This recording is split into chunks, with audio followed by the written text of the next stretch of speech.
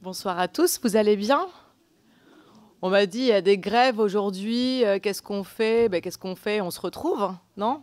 Il n'y avait pas de raison. Alors, on est content de vous retrouver pour ce nouvel entretien d'ici, inscrit dans le cycle « En dehors des idées reçues ».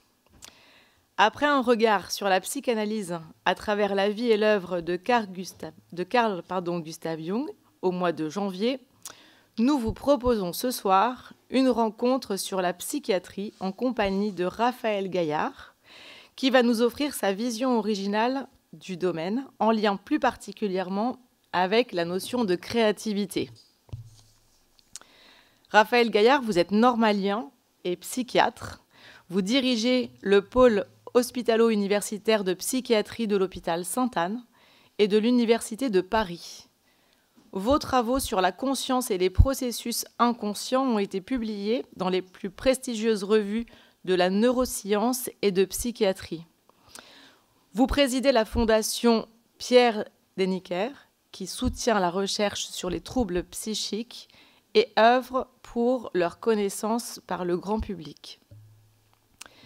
Dans votre ouvrage « Un coup de hache dans la tête », vous revenez sur un stéréotype qui traverse les époques et les cultures, relayé par de nombreux auteurs à travers l'histoire, d'Aristote aux surréalistes, en passant par les romantiques et les philosophes des Lumières, selon lequel la folie serait l'ordinaire du génie. Vous nous en parlerez tout à l'heure, j'ai hâte. Pourtant, écrivez-vous, l'idée ne résiste guère à l'expérience quotidienne du psychiatre. Vous allez développer comment ce lien est plus de l'ordre d'un lien de parenté plutôt que d'une superposition. Vous reviendrez aussi sur la notion de conscience qui caractérise l'humain. Avant de vous laisser la parole, je vous rappelle que la prochaine conférence se tiendra le jeudi 16 mars, ici même en compagnie de Claude Gauvard, professeur émérite d'histoire du Moyen-Âge, qui viendra parler de Jeanne d'Arc, jugée par ses contemporains. Il me reste à vous souhaiter à toutes et à tous une agréable et enrichissante soirée.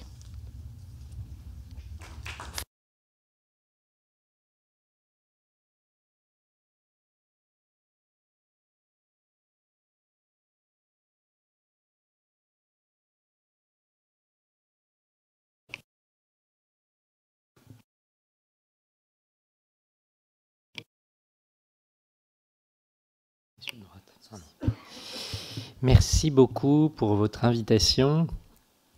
Et donc, je viens vous parler de folie et créativité entre Carl Gustav Jung et Jeanne d'Arc. Il me paraît tout à fait faire le lien. Le fil conducteur est établi. Merci beaucoup pour votre invitation. Je suis ravi d'être parmi vous ce soir. Et je vais donc vous parler d'une idée reçue qui n'est pas complètement une idée reçue. Nous allons voir qu'elle a quelque chose de fondé, mais qu'il faut faire un pas de côté pour renouveler la fréquentation de cette grande question des liens entre folie et créativité. Et pour ce faire, il faut que nous prenions le temps de voyager un petit peu au travers, d'une part, de ce qu'on appelle folie, et plus précisément les troubles psychiques. Donc je vais commencer par vous parler de la réalité de troubles psychiques, du questionnement qu'amène la réalité de ces troubles psychiques, notamment pourquoi sont-ils si fréquents. À partir de là, nous explorons la question des liens avec la créativité et nous verrons qu'au travers de la génétique d'une part, des neurosciences d'autre part, et puis d'un questionnement qui est davantage philosophique autour de la conscience, nous pouvons repenser ces liens entre folie et créativité, ou en tout cas interroger différemment ces liens entre folie et créativité. Alors je vais essayer de lancer mon diaporama. Et ça fonctionne.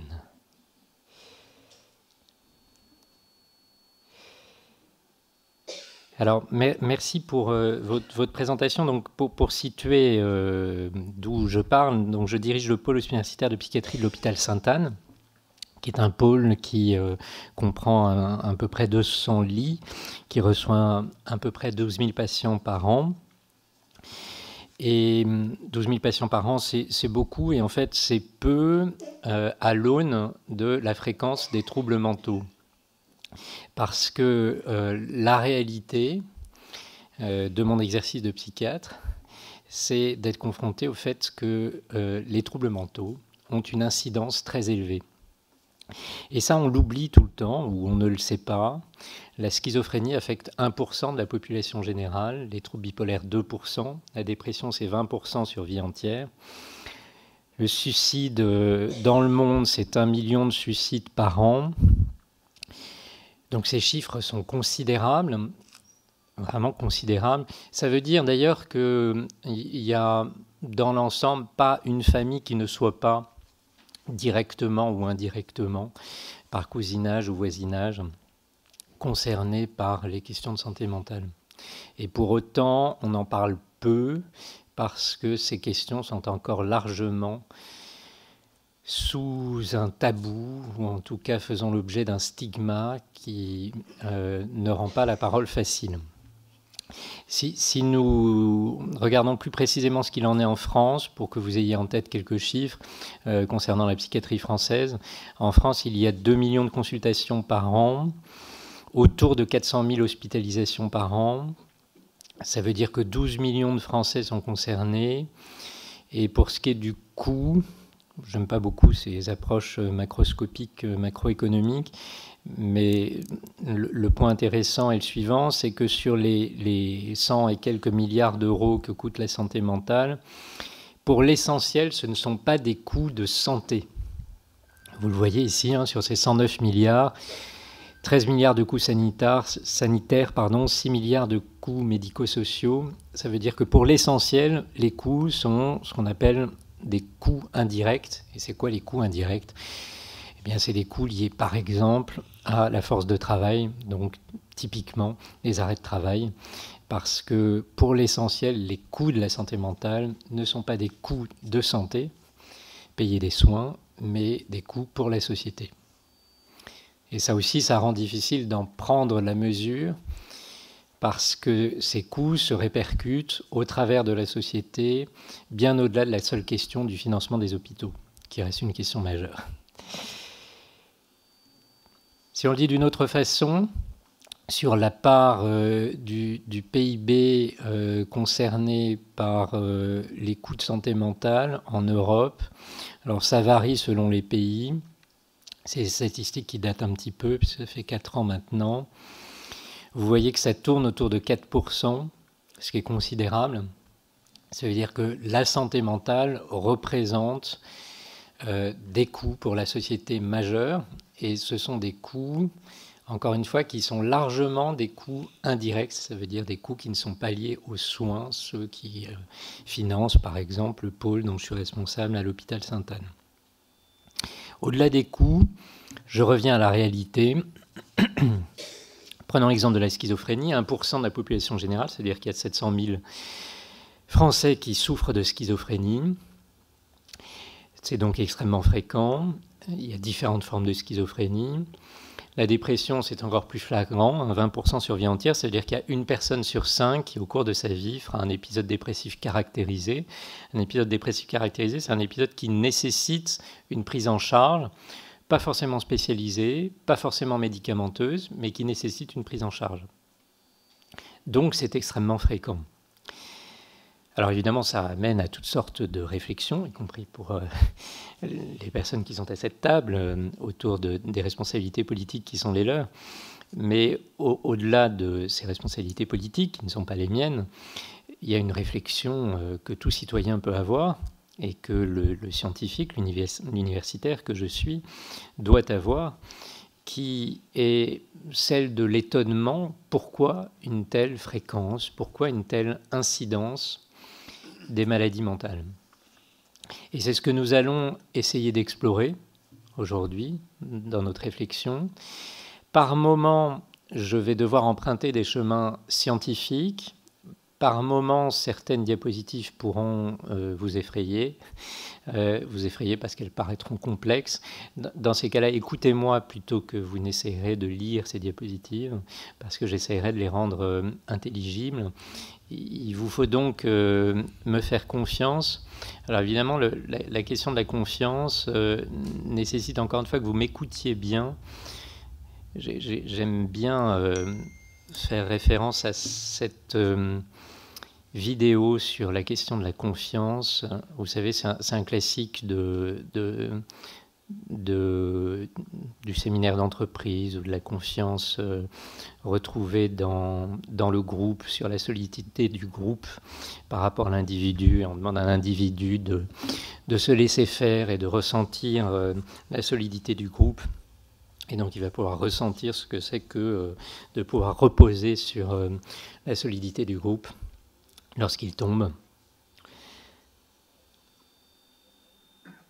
Encore faut-il qu'il écoute vraiment ce qu'on lui dit et ne soit donc pas trop créatif.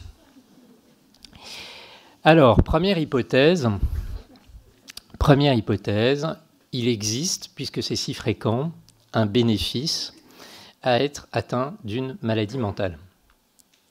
Ça paraît curieux de dire les choses de cette façon, pour moi qui soigne toute la journée des personnes qui souffrent, de dire il existe un bénéfice à souffrir d'un trouble mental. Mais dans le raisonnement d'un biologiste, et ce raisonnement il est classiquement darwinien, quand quelque chose existe, eh bien ce quelque chose a été sélectionné. Si quelque chose existe, telle caractéristique dans la nature, eh bien c'est quelque chose qui a été sélectionné au travers de l'évolution et qui est donc présentait un avantage, quelque chose qui permettait soit de se reproduire davantage, soit de survivre davantage, soit les deux, et qui a donc permis de passer les barrières, les contraintes de l'évolution. Et cette idée, qui paraît saugrenue, encore une fois, quand on sait les souffrances liées aux troubles mentaux, eh bien, il s'avère qu'elle est confortée par des données scientifiques. Par exemple, si on explore le génome, on peut identifier, ça c'est typiquement le type de diapositive où il ne faut pas que vous essayiez de lire ce qu'il en est, typiquement. Donc c'est une publication dans une des grandes revues qui s'appelle Nature Genetics. Donc dans Nature, le groupe Nature c'est l'un des groupes scientifiques principaux, l'un des groupes de revues principaux. Et donc c'est la publication de génétique principale, Nature Genetics. Et ce que l'on sait, c'est que dans le génome, on peut identifier des parties du génome qui sont sous pression de sélection, c'est-à-dire qui sont davantage l'objet d'une pression de sélection au cours de l'évolution, et d'autres qui le sont moins. Et une question simple est d'aller regarder si les gènes de vulnérabilité aux troubles mentaux, en l'occurrence la schizophrénie, sont plutôt dans les parties du génome qui ont fait l'objet d'une pression de sélection, plutôt que les parties qui ont fait l'objet d'une moindre pression de sélection. Alors tout de suite, je m'empresse de dire qu'il n'y a pas un gène de la schizophrénie comme il existe un gène de la mucoviscidose. Il existe en fait une multitude de gènes de vulnérabilité, c'est-à-dire de gènes qui augmentent faiblement le risque de la schizophrénie. Et ce que constatent ces auteurs, c'est que curieusement, ces gènes de vulnérabilité sont dans des régions du génome qui ont subi une pression de sélection.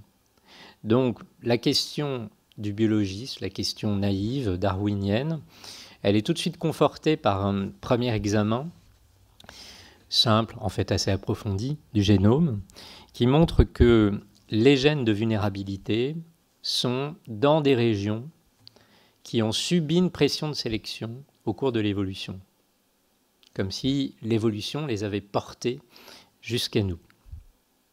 Dans l'évolution, on peut s'intéresser à des grandes bifurcations. Il y en a une qui est très intéressante, qui est celle qui concerne la bifurcation entre l'homme de Néandertal et l'Homo sapiens. Vous savez que ces deux espèces ont vécu au même moment, jusqu'à il y a à peu près 30 000 ans. On ne sait pas tout, on découvre plein de choses aujourd'hui sur l'homme de Néandertal. Mais c'est intéressant de regarder ce qu'il en est du génome de l'homme de Néandertal par rapport au génome de l'Homo sapiens. Et puisqu'on sait qu'il existe des gènes de vulnérabilité à la schizophrénie, eh bien on va regarder où ils se trouvent dans le génome de l'Homo sapiens versus l'homme de Néandertal. Première chose, les différences de génome entre ces deux espèces, elles sont minimes, hein, les deux génomes sont très proches entre Néandertal et Sapiens, mais ces différences portent tout notamment sur des gènes qui sont en lien avec le développement cérébral. Ça ne nous étonne pas énormément, Sapiens n'est pas Sapiens pour rien, et donc les gènes qui diffèrent entre Néandertal et Sapiens sont des gènes qui sont en lien avec le développement cérébral. Mais plus intéressant, les gènes qui sont liés aux troubles mentaux, les gènes de vulnérabilité que j'ai évoqués tout à l'heure, c'est-à-dire ceux qui augmentent faiblement le risque d'avoir une maladie de type schizophrénie, eh bien, ils sont dans les parties du génome qui diffèrent entre Sapiens et Néandertal. Ça veut dire qu'ils sont de notre côté. Les gènes de vulnérabilité aux troubles mentaux sont de notre côté, du côté de Sapiens. Ça veut dire que dans cette grande bifurcation Néandertal-Sapiens, les gènes de vulnérabilité à la schizophrénie, aux troubles mentaux, nous ont accompagnés.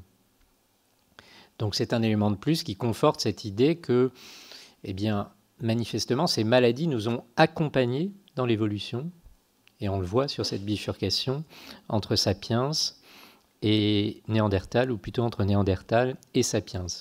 Mais on peut faire mieux encore, plutôt que simplement regarder où se trouvent ces gènes, on peut tester l'effet de ces gènes. Et pour tester l'effet de ces gènes, eh bien, on peut fabriquer des cerveaux. Alors je vous rassure tout de suite, on ne sait pas faire des cerveaux, on sait faire des cérébroïdes. Ça veut dire qu'on fait des espèces de micro-pseudo-cerveaux qui commencent à fonctionner comme des tout petits cerveaux, mais c'est vraiment c'est assez grossier. Mais c'est quand même assez intéressant pour voir une forme de physiologie cérébrale.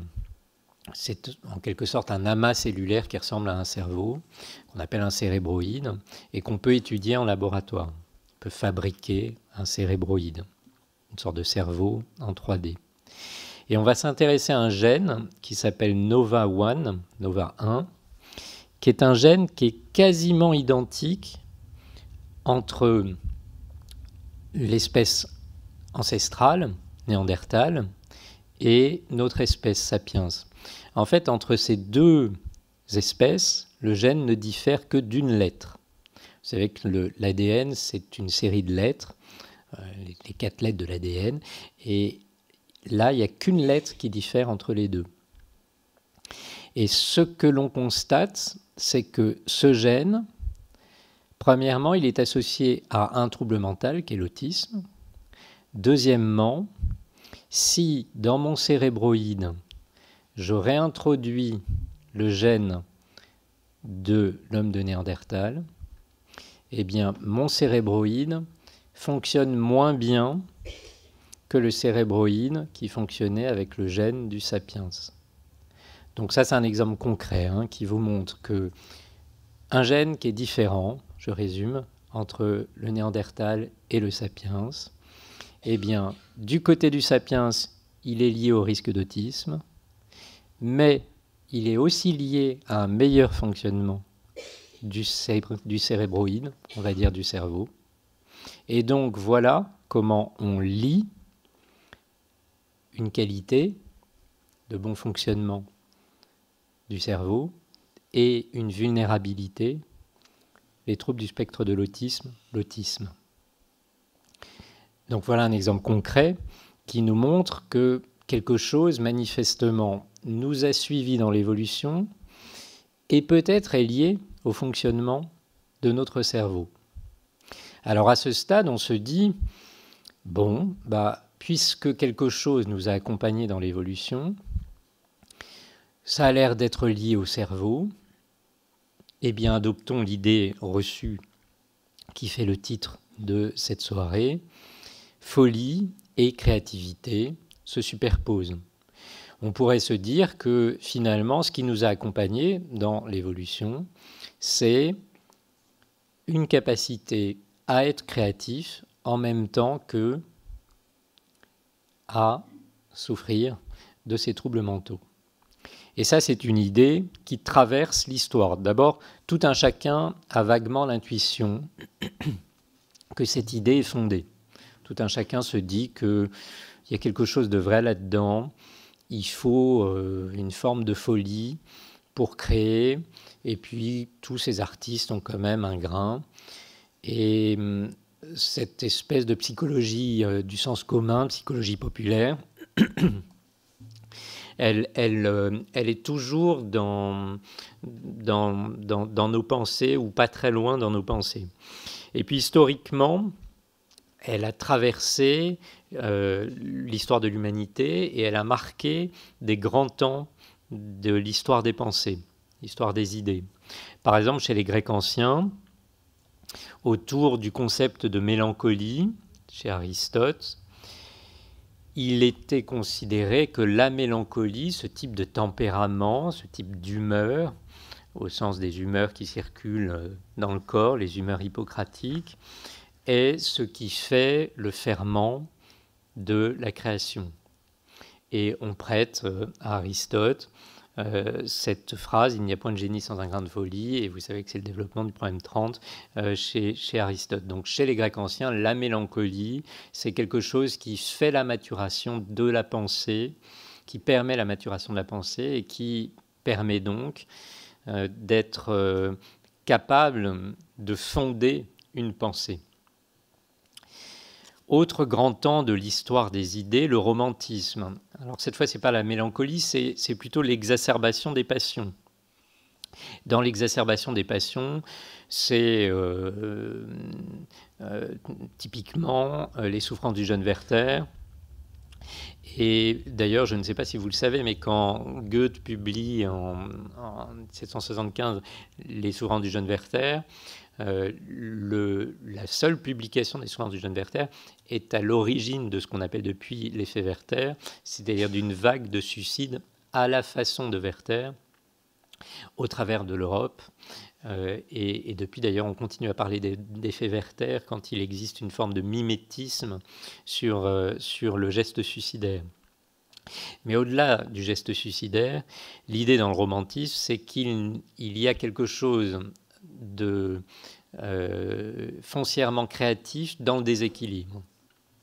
Ou inversement, il n'y a rien qui puisse se créer sans ce déséquilibre. Chez les Grecs anciens, la mélancolie, ça ressemblait à la dépression, et une forme de dépression qui s'appelle d'ailleurs mélancolie, même s'il ne faut pas confondre la mélancolie des psychiatres et la mélancolie des Grecs anciens. Chez les romantiques, l'exacerbation des passions ressemble plutôt au trouble bipolaire, c'est-à-dire l'alternance entre les effondrements de nature dépressive et les exaltations de nature maniaque, qui sont exactement l'inverse de la dépression, là où la dépression, c'est le ralentissement, la tristesse. L'état maniaque, c'est plutôt l'accélération, l'exaltation, l'euphorie, l'expansion de l'humeur. Et le trouble bipolaire, comme je l'ai dit tout à l'heure, c'est à peu près 2% de la population générale. Et puis on peut situer, mais il y en a d'autres, mais un troisième grand temps de l'histoire des idées. Alors peut-être dernier point sur le poncif de la folie romantique. J'appelle poncif de la folie romantique parce que c'est probablement celui qui a marqué le plus. C'est-à-dire que de ces trois temps, je vais venir au troisième, aujourd'hui, tout le monde est marqué par cette idée qu'il existe quelque chose de romantique dans la folie. De toute façon, le romantisme a cette propension de donner envie de vivre les tourments de l'amour, les tourments des passions, quelles qu'elles soient, plutôt qu'une vie tiède. Le troisième grand temps, c'est celui du surréalisme. Et ce que revendique le surréalisme, là, c'est la liberté absolue hors des cadres mêmes de la pensée, hors des cadres mêmes de la syntaxe, hors des cadres même de la construction d'une phrase. C'est le mécanisme même des cadavres exquis, cette idée d'associer au hasard, enfin au hasard correspondant en fait au fait que chacun pense un mot d'une phrase et les associe, ce qui forme les cadavres exquis. Et cette idée donc naît du hasard, ou en tout cas de cette convergence étrange de pensées différentes, une forme de poésie qui va nous surprendre par son étrangeté et qui, pour les surréalistes, ressemble à la pensée, j'y reviendrai tout à l'heure, des patients atteints de schizophrénie. Il y aura chez les surréalistes un mouvement majeur vers la psychiatrie, ou plus exactement contre la psychiatrie, puisque c'est le manifeste même de Desnos, Artaud et compagnie, contre la psychiatrie, qui revendique cette liberté absolue et qui considère que cette liberté des patients souffrant de schizophrénie, c'est la même que celle qui fait leur créativité de poètes surréalistes. J'y reviendrai tout à l'heure, évidemment, il y a un quiproquo gigantesque, c'est que là où le poète surréaliste fait le choix des cadavres exquis, il consacre sa soirée, puis revient à des préoccupations très concrètes. Celui qui souffre de schizophrénie n'a pas le choix du moment où les hallucinations l'envahissent, où sa pensée se désorganise, et donc il y a quelque chose qui n'a rien à voir, en fait, entre la liberté du poète surréaliste, qui choisit d'être libre, et la condition de celui qui souffre d'une maladie, qui n'a pas la liberté de ne pas être malade. Donc il y a un vrai quiproquo, et dans le débat que nous avons surréalistes et psychiatres, débat qui va jusqu'aux anathèmes, qui va jusqu'aux menaces de mort, il y a quelque chose qui est en fait un quiproquo. Mais l'important n'est pas le débat d'idées ou de personnes, c'est de dire que cette idée reçue, suivant le thème de ces conférences, folie et créativité se superposent, elle a traversé l'histoire et elle s'incarne dans des moments particuliers de l'histoire des idées. Et nous pouvons en identifier au moins 3, il y en a d'autres évidemment, au moins 3, la mélancolie chez les Grecs anciens, et le lien que je ferai, moi, comme clinicien psychiatre, c'est avec la dépression, l'exacerbation des passions, la folie romantique, qui pourrait correspondre aux troubles bipolaires, et puis la liberté absolue dans le manifeste surréaliste, qui ressemble davantage à la schizophrénie ou aux schizophrénies. 3 temps de l'histoire pour incarner cette idée reçue. Et qu'est-ce qu'on fait de cette idée reçue ? Eh bien, elle est battue en brèche, et pour la battre en brèche, on peut compter sur certains auteurs, dont un auteur académique, Judith Schlesinger, qui écrit il y a quelques années ce livre qui s'intitule « The Insanity Hoax », donc le mythe, le canular de la folie, qui expose donc le mythe du génie fou, the mad genius. Et ce que va montrer Schlesinger, c'est que tout ceci est une vaste construction qui n'est pas fondée.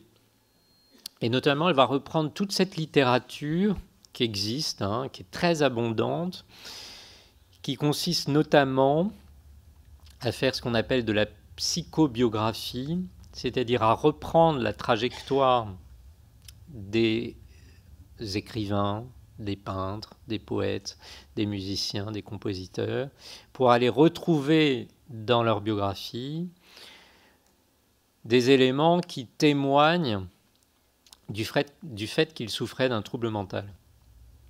Et elle montre, premièrement, que ce diagnostic rétrospectif, au travers des siècles parfois, n'est pas fiable. Et deuxièmement, qu'il y a un biais majeur dans toutes ces études, puisque pour un artiste, chez lequel on s'intéresse à des éléments qui semblent évocateurs de troubles psychiques, on ignore 10 fois plus d'artistes pour lesquels la biographie ne trouve rien de la sorte. Et donc, elle indique qu'il y a un véritable biais dans ces études rétrospectives qui sont de qualité médiocre, qui font plaisir aux uns et aux autres, qui évidemment s'illustrent. Alors oui, évidemment, on peut parler de Van Gogh, mais c'est Van Gogh, mais il y en a beaucoup d'autres. Et c'est quelque chose qui n'est pas fiable et qu'il faut battre en brèche. Qui plus est, elle insiste sur le fait que la réalité de l'exercice du psychiatre, c'est que les troubles mentaux sont avant tout source de handicap. Et ça, le psychiatre que je suis peut vous le dire, l'épidémiologie le confirme, les troubles mentaux sont largement handicapants. Par exemple, je vous ai parlé de la dépression, 20% sur vie entière. L'OMS considère que d'ici 2030, ce sera la première cause de handicap dans le monde, de handicap. Et qui plus est, c'est une cause de handicap chez les personnes jeunes. Ces courbes sont assez impressionnantes. Elles représentent le handicap. Alors c'est une unité de mesure qui s'appelle les DALYs, mais peu importe, je ne vais pas vous détailler comment on calcule les DALYs, ce n'est pas très intéressant. Et donc ça, c'est l'ordonnée. Et en abscisse, vous avez l'âge. Et vous voyez la quantité de handicap pour chaque type de maladie au cours des décennies. Et vous voyez que à partir d'un certain âge, tout augmente comme cause de handicap. Il y a une sorte de point d'inflexion, là, ici, autour de 60-64, hein, aucun lien avec les manifestations du jour.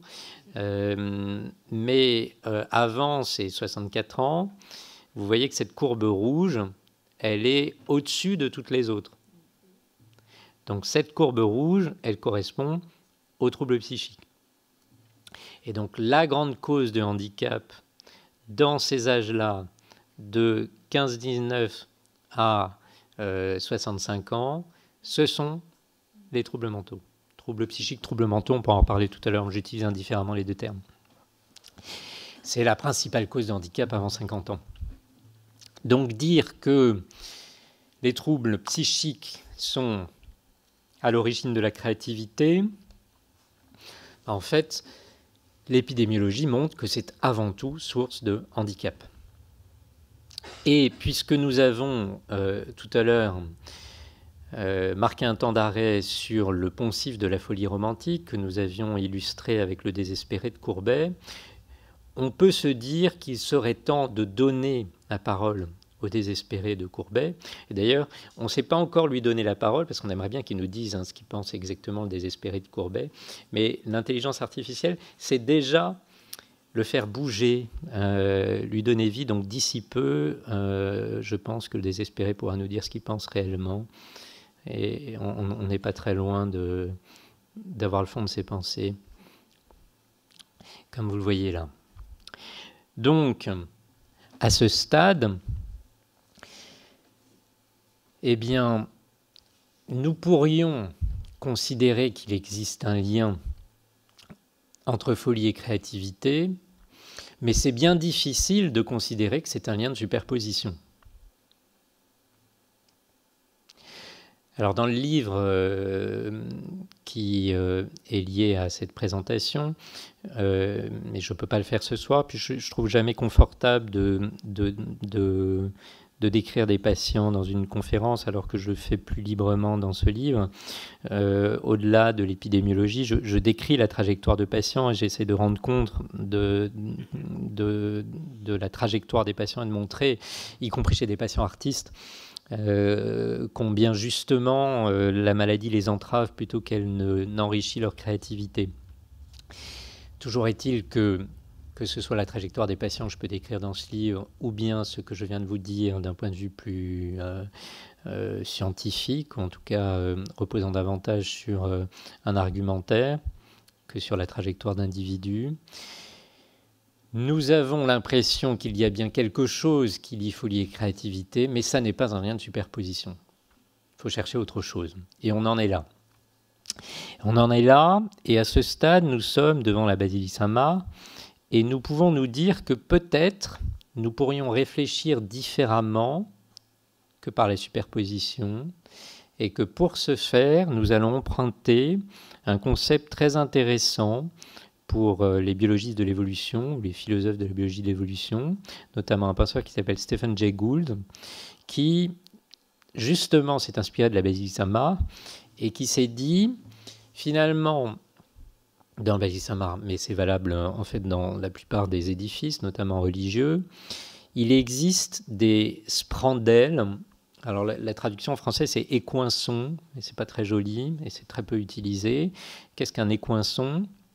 C'est cette structure triangulaire qui se retrouve entre une colonne et la voûte, la colonne ici et la voûte, et cette partie triangulaire, elle est généralement richement décorée. Évidemment, ça dépend du style de l'édifice. Dans la Basic-Samar, elle est très richement décorée. Et c'est magnifique, ces décorations des sprandelles, des écoinçons dans la Basic-Samar.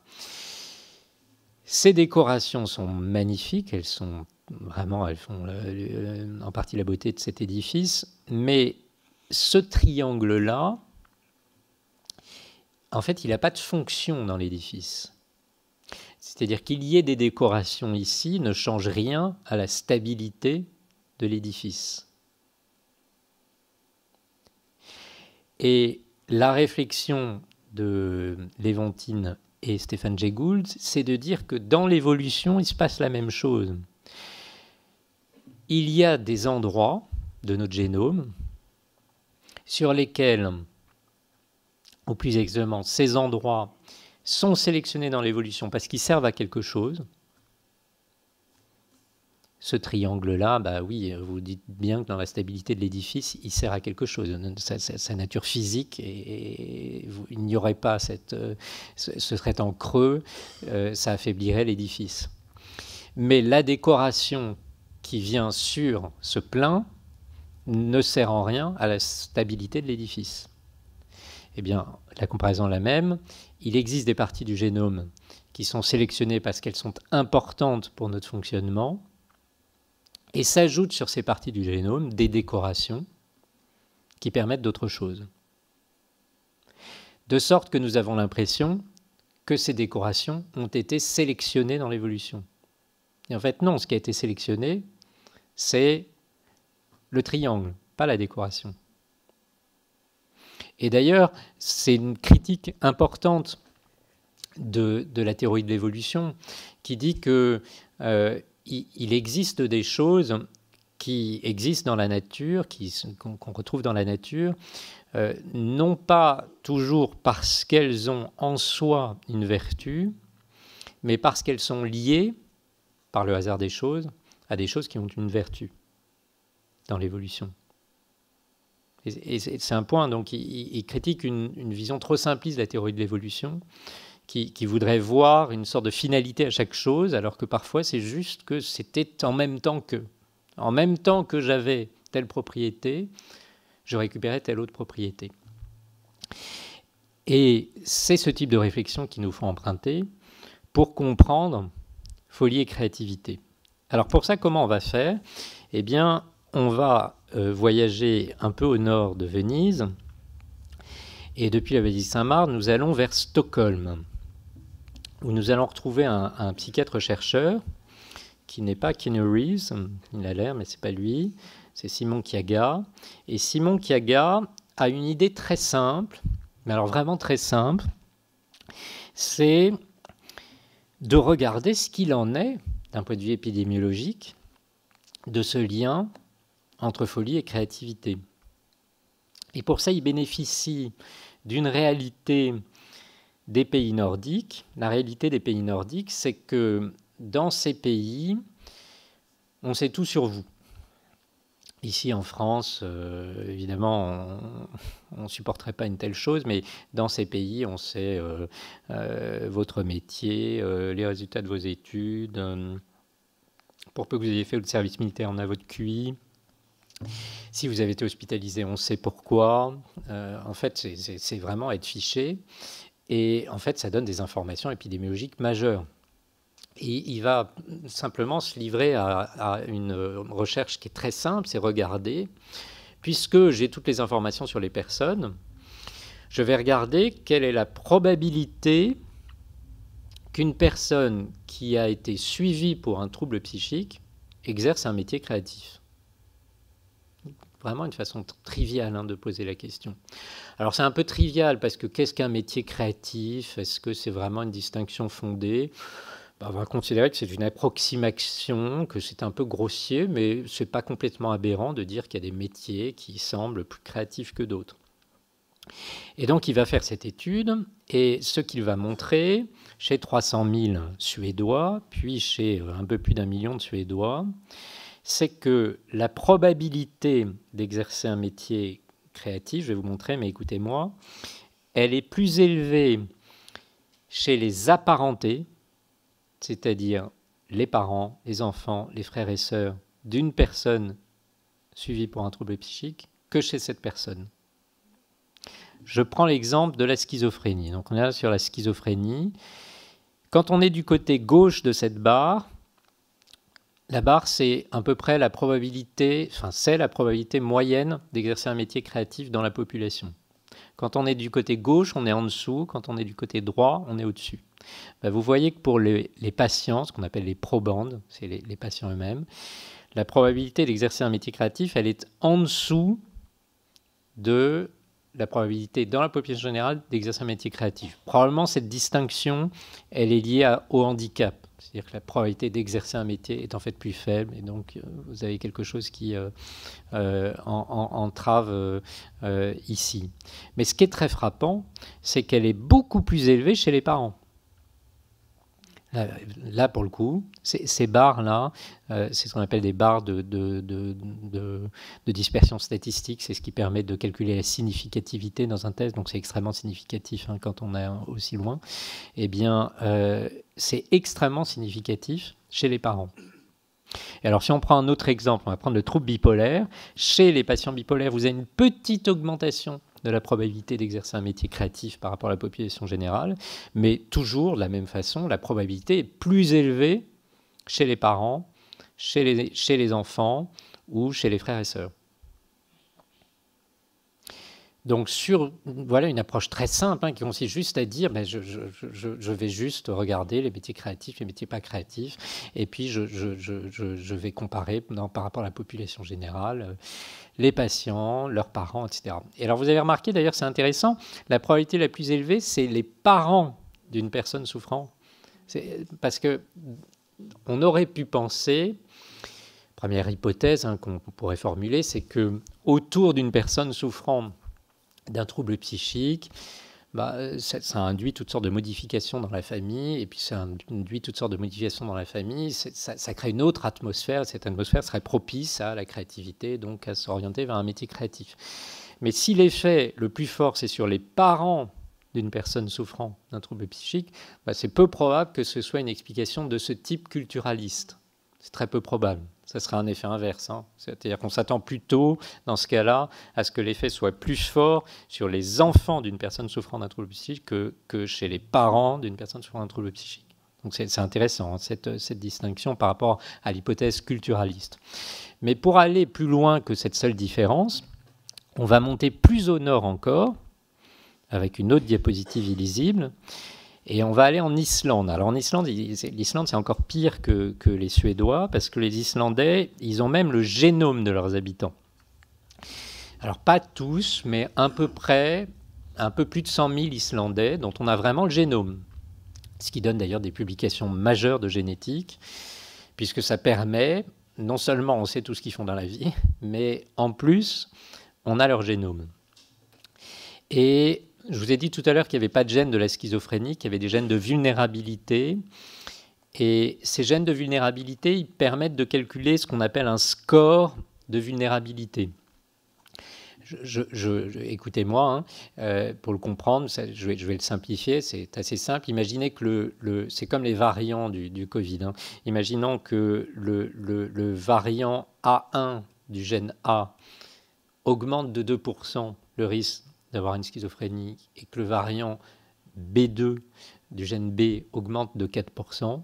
Si vous êtes A1, B2, en quelque sorte, vous faites 2% plus 4%, vous avez augmenté de 6% le risque de souffrir de schizophrénie. C'est un peu plus compliqué que ça, en fait, le calcul, mais vous avez compris le principe. En fait, on prend la petite augmentation de risque liée à chaque gène, chaque variant de gène, et on fait une sorte d'addition. Ce n'est pas tout à fait une addition, et ça aboutit à un score. Et ce score, qu'on appelle un score de vulnérabilité, eh bien, ça prédit le risque de maladie. Je dis tout de suite, ce n'est pas parce que vous avez tous les variants à risque que vous allez faire une schizophrénie. Cela a juste augmenté par rapport à la population générale. C'est-à-dire qu'au lieu d'être à 1%, vous êtes par exemple à 5 ou 6%. Ce qui reste peu, ça veut dire que 5 ou 6%, c'est-à-dire vous avez 95% de chances de ne pas être malade, mais ce qui est en même temps beaucoup parce que ça a quand même multiplié par 5 ou 6 le risque de souffrir de schizophrénie. Vous m'avez suivi. Eh bien, ce score de vulnérabilité, il prédit pas seulement la survenue de la maladie, il prédit quoi, si vous m'avez bien suivi? Il prédit le fait d'exercer un métier créatif. Et alors, c'est-à-dire, je deviens un peu plus concret, chez les Islandais, on est chez les Islandais, donc il prédit le fait d'être écrivain, artiste peintre, plutôt que pêcheur, c'est des Islandais, ou comptable. Alors, il faut parfois une grande créativité dans l'exercice de la comptabilité, et de fait, l'histoire de la criminalité financière a montré que l'exercice de la comptabilité pouvait s'avérer créative. Mais disons que dans l'ensemble, c'est vrai qu'un artiste peintre est plus du côté de la créativité qu'un comptable. Et donc, pour le coup, on va jusqu'à l'ADN. On n'est pas dans le culturaliste, on est vraiment dans ce qui nous détermine, enfin nous détermine en partie, parce que évidemment, ça n'est pas déterministe justement, en tout cas ce qui nous accompagne dans notre ADN et qui marque ce lien entre folie et créativité. À ce stade, ça veut dire que folie et créativité ne sont pas liés par un lien de superposition, mais par un lien de parenté. Et ce lien de parenté, il est au cœur de notre ADN. Les études dont je parle là, celle de Simon Kiaga ou la dernière que j'ai évoquée, sont des études relativement récentes qui, curieusement, sont peu connues. C'était aussi une de mes motivations à les décrire. Elles sont peu connues du grand public, elles sont même peu connues des psychiatres, je dois dire. Elles ont toutes moins d'une dizaine d'années. Mais je pense qu'elles sont très importantes pour la réflexion générale, et donc je pense que c'est important de les connaître. Vraiment, elles amènent à renouveler la question en montrant que ce n'est pas un lien de superposition, c'est un lien de parenté. Alors une fois qu'on a fréquenté l'épidémiologie et la génétique, on va aller regarder ce qui se passe dans le cerveau. Et le cerveau, eh bien, il faut le fréquenter avec les neurosciences. Et pour le fréquenter avec les neurosciences, déjà, il ne faut jamais perdre humour, parce que sinon, on s'égare.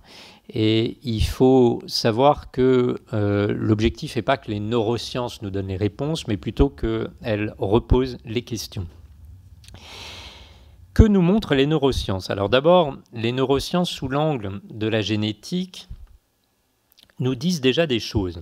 Je vous ai dit tout à l'heure que les gènes qui différencient Néandertal et Sapiens sont largement des gènes liés au développement du cerveau. Et on est Sapiens, on n'est pas Néandertal, et c'est sûr que manifestement ça a un rapport avec les capacités particulières du fonctionnement cérébral. Mais en fait, tout n'est pas dans le génome lié aux gènes, à ce qu'on appelle la génétique.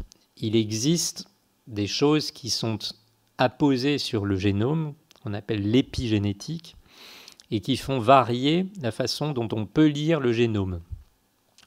Alors, il existe notamment dans le génome des facteurs de transcription qui, en quelque sorte, forcent la lecture d'un gène. si je faisais une comparaison, c'est des choses qui font que si ce facteur existe dans le génome, eh bien, il va forcer à lire 5 fois plus un autre chapitre du livre. C'est quelque chose qui, en fait, force la lecture d'autres gènes. Et ce qui est intéressant, c'est de montrer que dans l'évolution, ces facteurs transcriptionnels, ils se sont accumulés dans le cerveau. Si on regarde une bifurcation, je ne sais pas si vous voyez bien ici, c'est un peu loin.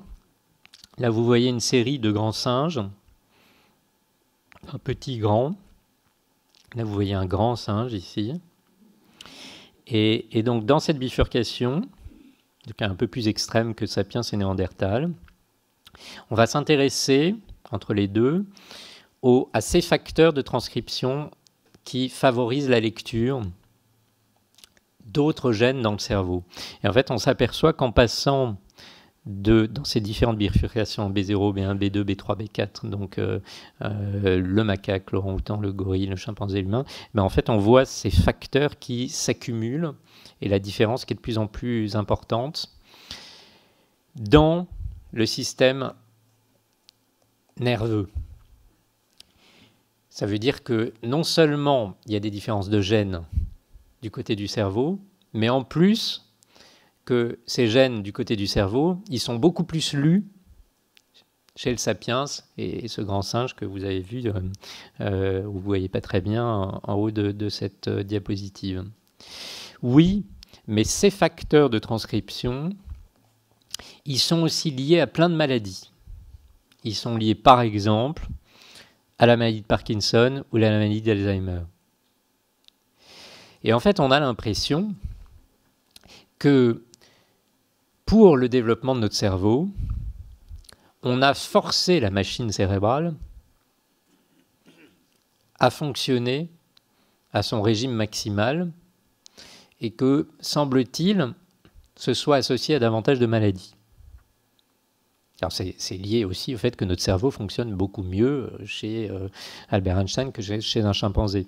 Mais c'est lié aussi au fait que le chimpanzé ne fait pas de maladie d'Alzheimer, alors que dans l'espèce à laquelle appartient Einstein, si.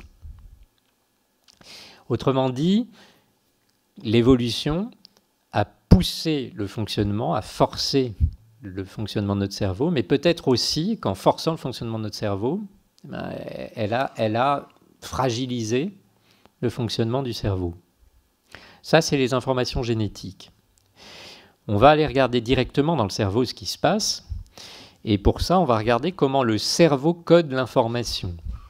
Et on va différencier, on voit à nouveau l'évolution, le macaque ici, et ce primate humain, le sapiens qui est ici. Et on va s'intéresser à la façon dont le cerveau code l'information. C'est la dernière diapositive compliquée. Eh bien, qu'est-ce qu'on constate ? On constate que chez le singe, le codage de l'information est un codage qui est très fiable, vraiment très fiable. Si on prend deux régions distinctes du cerveau, les amygdales cérébrales, c'est des régions émotionnelles, et le cortex, et qu'on étudie la communication entre ces deux régions, la communication entre ces deux régions, elle est très fiable. Si on faisait une comparaison, une métaphore, vraiment la nature des signaux, les câbles qui lient les deux sont solides. Chez l'homme, la communication entre ces régions distinctes, elle est moins fiable, mais elle est beaucoup plus informative. Et en fait, ce qu'il se passe dans l'évolution entre le singe et nous, c'est que nous avons renoncé à la robustesse pour faire le choix de la complexité. Alors nous, pas nous, mais l'évolution. nous a fait renoncer à la robustesse, la fiabilité du signal cérébral, pour privilégier l'informativité, la complexité du signal, et donc la capacité, en fait, à traiter des informations. Ça, c'est une étude magnifique, publiée il y a 3 ans par une équipe israélienne. C'est vraiment une étude magnifique. Et si je le dis de façon plus simple, parce qu'on va passer à des considérations moins scientifiques, je vous rassure, si vous avez mal à la tête, après toutes ces questions sur le cerveau, ça consiste à dire en fait que notre cerveau ne se supporte plus. En fait, il est tellement puissant qu'il ne se supporte plus. Il est tellement puissant qu'il a des bugs, il a des ratés, il a des moments où il déraille. Et ces moments-là, eh bien, ce sont justement ceux dont nous faisons l'expérience sous la forme des troubles psychiques. Donc, je vous ai expliqué que ce lien n'était pas un lien de superposition, folie-créativité, mais un lien de parenté, que c'était jusque dans l'ADN. Je vous ai dit que c'était lié à la façon dont notre cerveau a été sélectionné au travers de l'évolution et que cette évolution a choisi de nous faire voyager vers la complexité et qu'en choisissant cette complexité, on a renoncé à la robustesse avec, ah oui, c'est comme ça, on fait des choses incroyables, nous, sapiens, mais de temps en temps, on prend des vessies pour des lanternes. Et alors, on prend des vessies pour des lanternes, après avoir fait ce voyage scientifique, prenons le temps de le faire de façon un peu plus philosophique. Et il me reste combien de temps ? Je n'ose pas vous dire tellement c'est passionnant. À un moment donné, on tentera d'arriver... D'accord. 10 minutes, ça va ? Un quart d'heure, 20 minutes. Oui. Mais je pense 5-10 minutes, ça ira. Eh bien, on peut prendre une modalité de réflexion qui est plus philosophique et considérer pas seulement l'ADN, pas seulement les gènes, pas seulement la neurophysiologie, le codage de l'information, mais finalement, qu'est-ce qu'on fait avec notre cerveau ? Vous avez dit tout à l'heure que j'ai travaillé sur la conscience. Effectivement, j'ai fait ma thèse de science avec Stanislas Dehaene sur les bases cérébrales de la conscience. Et aujourd'hui, on peut étudier scientifiquement la conscience, mais même si on l'étudie scientifiquement, il faut toujours se poser la question philosophique de ce qu'est la conscience. Et en fait, c'est quoi être conscient ? Eh bien, c'est manipuler des représentations du monde. Être conscient, c'est manipuler une représentation interne. Ça veut dire que au moment même où je pense quelque chose, c'est ce quelque chose que je manipule, ça n'est pas la chose que ce quelque chose désigne. Quand je pense brouette, je peux manipuler la brouette dans ma tête, savoir comment je la déplace, etc., mais je n'ai pas une brouette dans les mains. Et donc ce que j'ai en tête, c'est une représentation de la brouette, et je peux faire plein de choses avec une brouette en tête, mais en fait, ça n'est pas la réalité, c'est la brouette que j'ai en tête. C'est le mot brouette, ou c'est le concept brouette. Et ça, c'est quelque chose qui nous sépare du réel. Parce que je pense, eh bien, ce que je manipule, ça n'est pas le réel, mais mes pensées. En fait, nous sommes des orphelins du réel. À partir du moment où on s'est mis à penser, à partir du moment où nous sommes devenus conscients, eh bien, nous avons quitté le réel pour ne faire que manipuler des représentations du réel. Alors ça nous donne un pouvoir gigantesque, absolument gigantesque, puisque ayant des représentations du réel, je peux les enrichir. Puisque je peux les enrichir, je peux créer. Donc je peux devenir un être doué de capacités créatives. Mais je peux aussi m'y perdre complètement.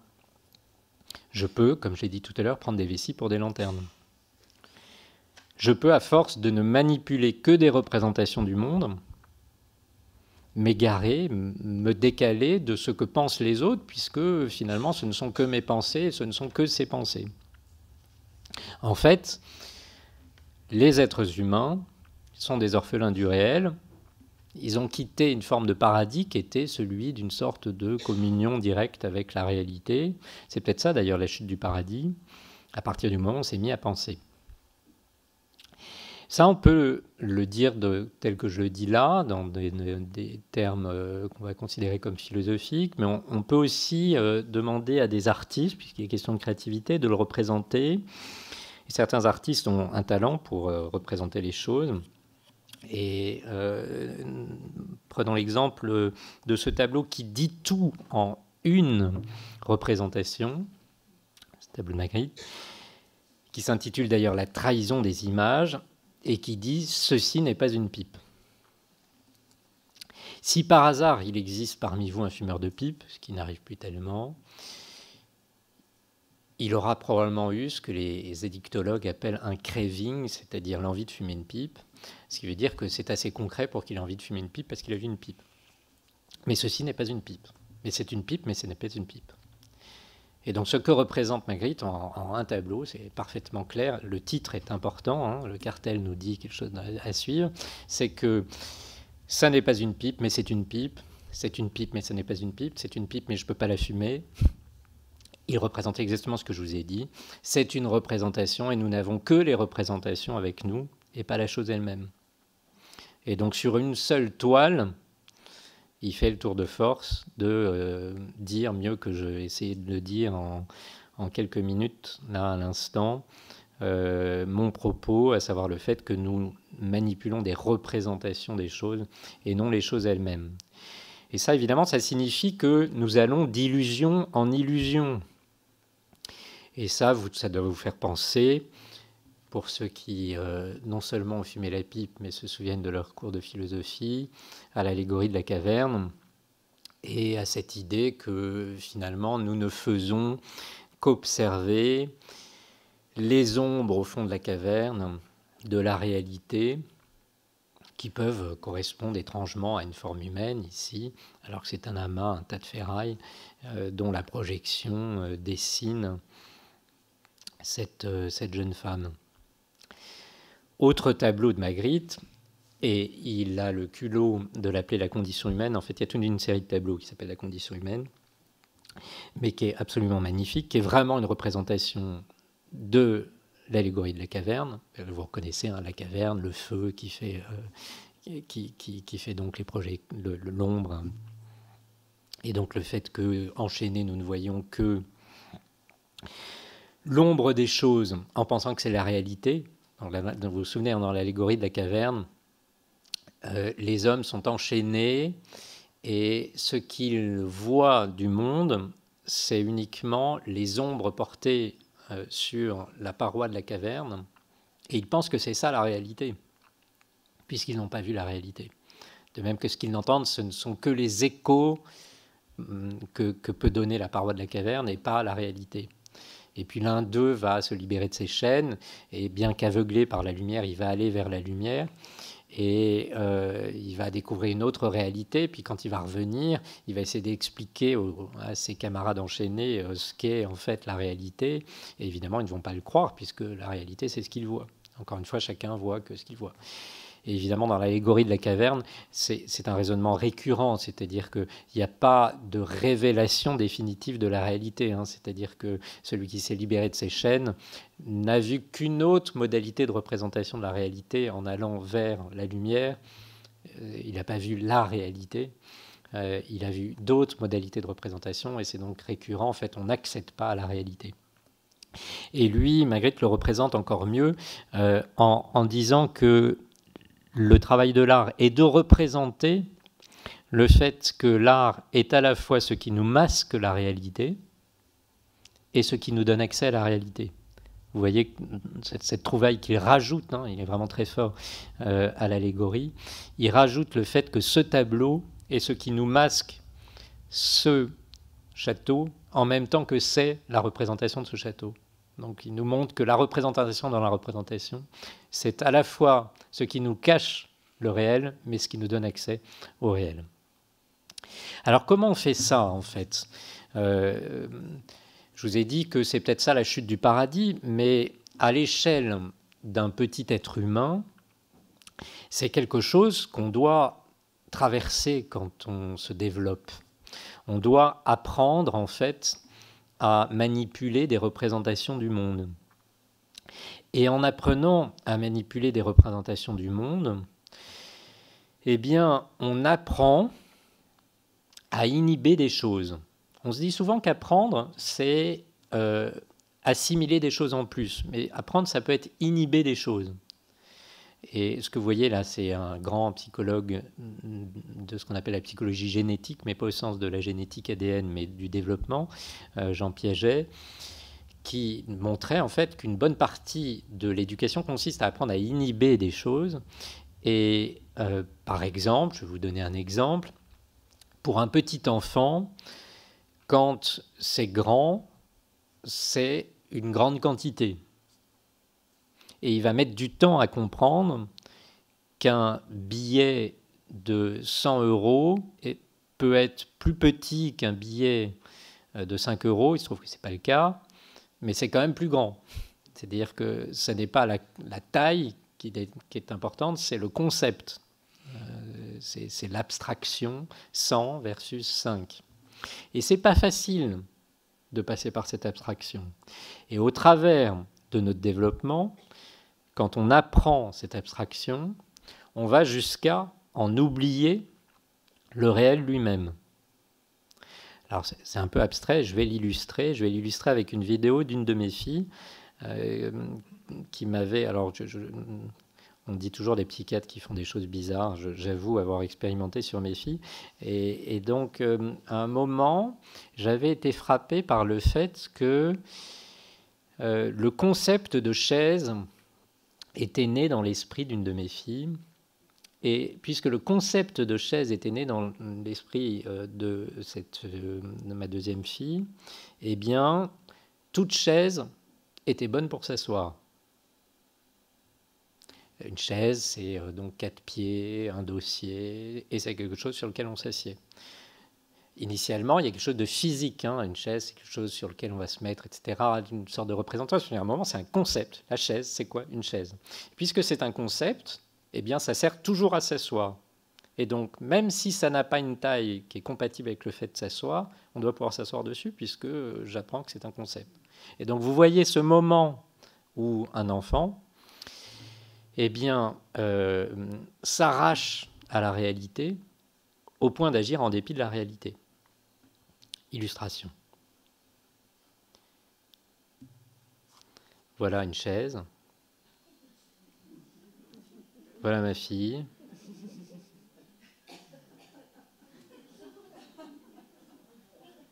Et pas très étonnée. Et donc vous voyez cet arrachement qui est celui des êtres humains, qui est vraiment celui de je vais manipuler des concepts. Et c'est plus important que la réalité physique. Et évidemment, il y a un moment où elle va comprendre qu'il faut associer les deux. Mais il y a un arrachement. Et cet arrachement, c'est pas si simple, en fait. Et chez nos patients, c'est probablement ce qui nous est donné possible de voir. C'est probablement ce que nous pouvons entreapercevoir. Et c'est ce qui fait d'ailleurs que le métier de psychiatre alors c'est très difficile parce que nous voyons des souffrances terribles, mais c'est aussi passionnant parce que nous voyons l'être humain, nous voyons en fait ce que nous sommes les uns et les autres. Il y a quelque chose qui est au quotidien de l'exercice de la psychiatrie. Il n'y a pas une journée sans une trouvaille qui vous rappelle ce que sont les êtres humains. Et je vais vous donner un exemple qui m'avait beaucoup frappé, que j'illustre là par une peinture un tableau de ce peintre de Peter Doig, du rétroviseur. Ce patient était un patient qui me disait ne plus vouloir voir sa psychothérapeute. Il ne voulait plus entendre parler de Carl Gustav Jung et il ne voulait plus aller voir sa psychothérapeute et il me disait je ne veux plus la voir, j'en ai marre de ressasser le passé, ça ne sert à rien en fait. Moi ce que je veux c'est construire mon avenir. Ça ne sert à rien d'être tout le temps comme ça, à ressasser le passé, à regarder derrière soi. Et d'ailleurs, docteur, j'ai retiré les rétroviseurs de ma voiture. Alors, évidemment, ce n'est pas très adapté, mais en fait, ça n'est pas très éloigné du fonctionnement de chacun, c'est-à-dire qu'il prend simplement les choses à la lettre. Il prend les choses à la lettre. C'est d'ailleurs pas très éloigné d'une forme de poésie. Ça n'en fait pas les fleurs du mal. Et ce serait se tromper que de penser que souffrir de schizophrénie, c'est être Baudelaire. Non, vraiment pas. Mais c'est vrai qu'il y a un lien de parenté. Et c'est bien le propos. Et je conclus ainsi. Pourquoi finalement? C'était mon énigme, celle que je me posais et celle qui fait que tous les matins je me demande comment ça se fait que ce soit aussi fréquent et que le pôle dont je suis responsable reçoive 12 000 patients par an. Pourquoi cette incidence implacable et si élevée des troubles mentaux? Eh bien parce que se représenter le réel, ça nous donne la possibilité de l'enrichir à l'infini et donc de faire œuvre. Donc se représenter le réel, c'est ce qui fait de nous des êtres capables de créer. Mais se représenter le réel, c'est aussi ce qui nous piège. C'est ce qui fait que nous risquons de nous planter, c'est ce qui fait que nous risquons de dériver, de dérailler, de délirer. Étymologiquement, c'est ça, un délirare, être en dehors du sillon. En fait, en nous représentant les choses, nous avons le pouvoir de créer et nous avons le risque de nous y perdre. Ce qui amène à se dire quoi? Eh bien que finalement, les troubles psychiques sont le corollaire de ce qui est le propre de l'être humain, c'est-à-dire le fait de penser. Et ça amène, et je le dis devant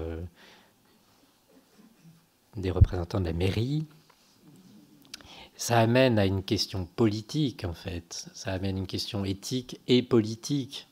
Si les troubles psychiques sont corollaires de ce qui est le propre de l'être humain, eh bien, il faut considérer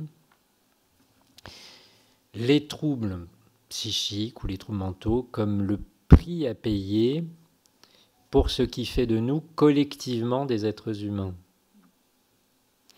Et ça amène à considérer de façon complètement différente les personnes qui souffrent de troubles psychiques. Parce que s'ils sont le prix à payer pour que nous tous ici dans cette salle soyons les êtres humains que nous sommes, eh bien il faut les mettre au centre de la société et surtout pas les bannir de notre société. Je vous remercie.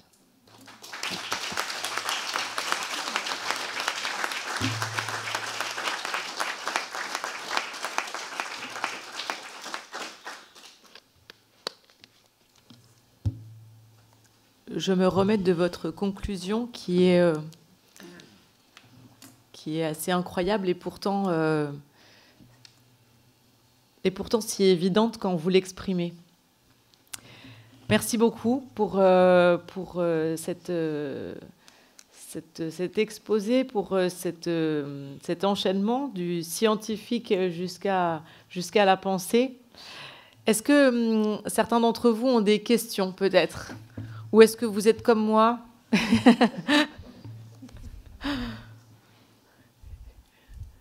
J'ai vu que vous aviez pris des notes, mais moi aussi. Moi, j'ai des réflexions. Vas-y, Alain. Moi, j'ai des réflexions. Merci d'abord beaucoup de cet exposé. Moi, j'ai bu vos paroles, j'ai pris beaucoup de notes parce que vous avez beaucoup parlé de l'autisme. Je suis content que vous ayez parlé de l'autisme. Alors, il y a quand même un phénomène qui est assez bizarre, c'est que parfois on a des autistes plus intelligents que la moyenne nationale. Pardon, on disait qu'il y a des autistes qui sont plus intelligents que la moyenne nationale. Et j'ai même lu il y a quelques mois un article sur lequel on disait que Napoléon Ier pouvait être autiste. Alors je ne sais pas si c'est peut-être ce qui explique par sa créativité effectivement tout ce que vous dites. Et avec toutes les réflexions que vous avez faites, moi je me pose une question, c'est où est la normalité? Qu'est-ce que la normalité? C'est une des questions que je me pose.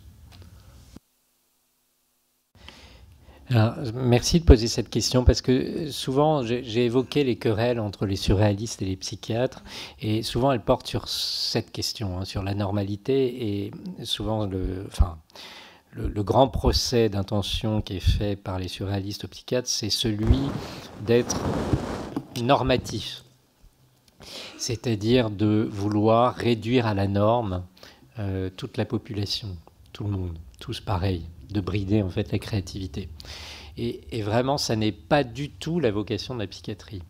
Alors, le médecin que je suis est obligé, pour faire son métier, de suivre des protocoles, d'adopter des consensus, d'appliquer des méthodes que les autres médecins suivent aussi. Donc, d'une certaine façon, nous appliquons quelque chose qui est homogène et qui est appliqué par d'autres, c'est vrai.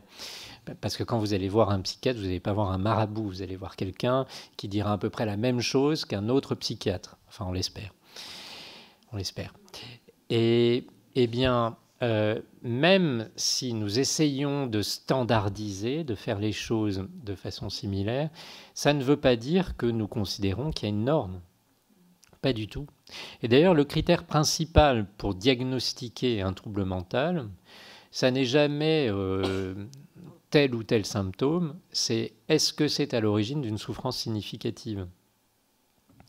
En fait, si quelqu'un a telle ou telle particularité, mais qu'il n'en souffre pas, alors ça n'est pas une pathologie.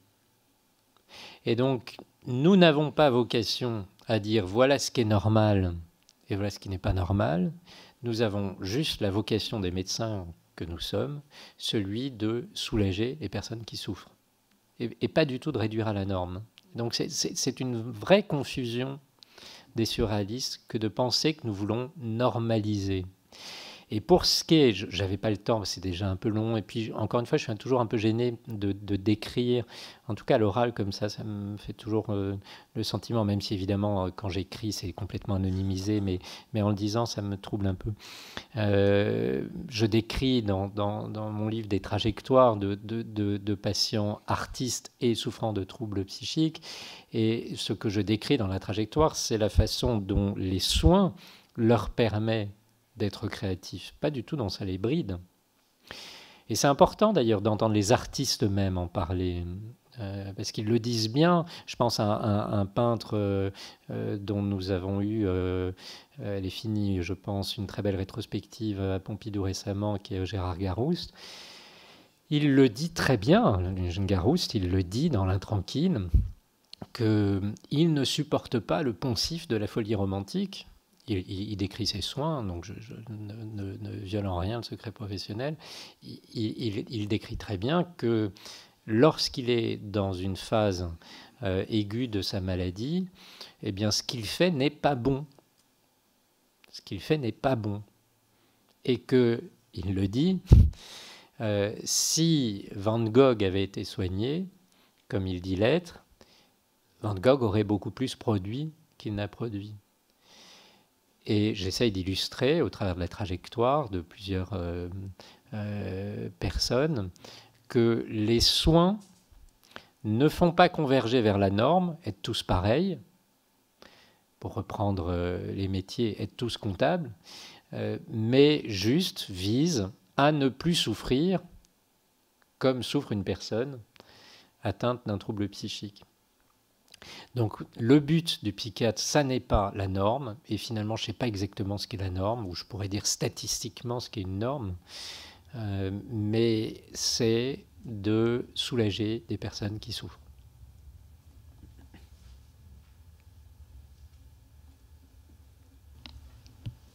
Du coup, on pourrait dire par rapport à ce que vous êtes en train d'indiquer que tout est relatif par rapport à une situation, c'est-à-dire que nous, on a l'habitude plutôt, Alain parlait de la norme, mais plutôt de plaquer des éléments ou des informations qu'on a, et peut-être que ça nous rassure d'ailleurs, alors que finalement, quand vous dites on va soigner, ou en tout cas être attentif à celui qui souffre par rapport à sa situation, deux personnes différentes peuvent avoir cette même souffrance, même si j'imagine qu'on ne peut pas les comparer, mais en fait, il y en a une qui va vivre avec, peut-être d'une certaine manière, et l'autre qui va peut-être avoir besoin différemment d'être accompagné. Oui, bon, je pourrais donner un autre exemple. Vous avez évoqué le fait que, parallèlement à les études de médecine, j'ai fait une école qui s'appelle l'école normale supérieure, Normale Sup, rue d'Ulm. Et j'ai l'habitude de dire que j'ai commencé à faire la psychiatrie quand je suis rentré à Normale Sup. Parce qu'être normalien, c'est être anormal, à propos de normes. Et donc, évidemment qu'on y côtoie des êtres un peu particuliers. Et que ça donne des profils un peu étonnants. Je pourrais vous donner une anecdote. À Normale Sup, en tout cas à l'époque, on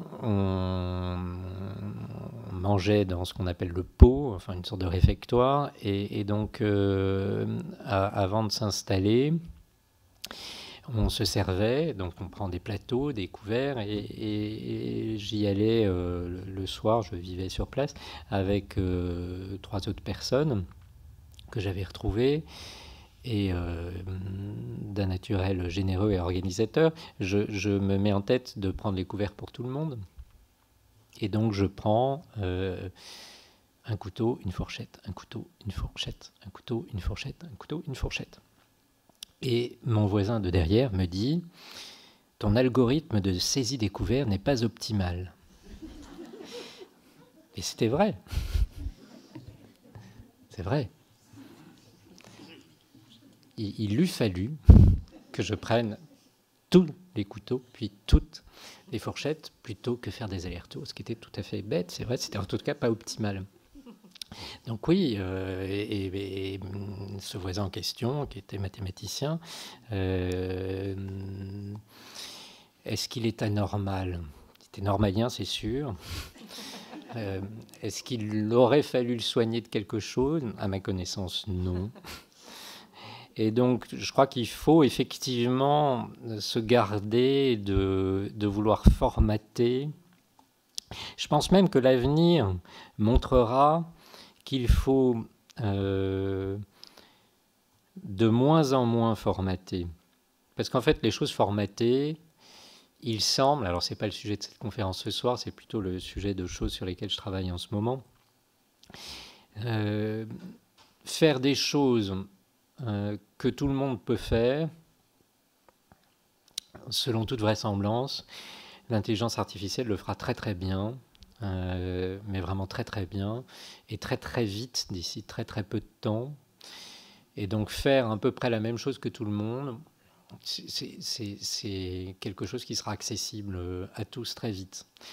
Par contre, faire quelque chose qui reste, quelque chose qui est inattendu, quelque chose qui ressemble à une œuvre, je ne suis pas sûr que l'intelligence artificielle soit prête de le faire.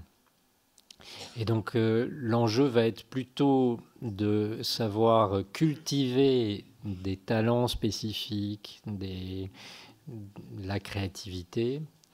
Et c'est un enjeu parce qu'en cultivant cette question, cette faculté, la créativité, eh bien, il va falloir accompagner des personnes qui ont peut-être eux-mêmes ou autour d'eux-mêmes, ce lien de parenté, une forme de vulnérabilité.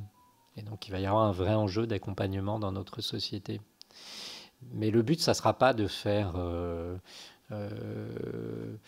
un esprit formaté, parce que ça, pondre un contrat, effectivement, ChatGPT sait très bien le faire. Et donc c'est plus l'enjeu en fait, c'est un autre enjeu aujourd'hui.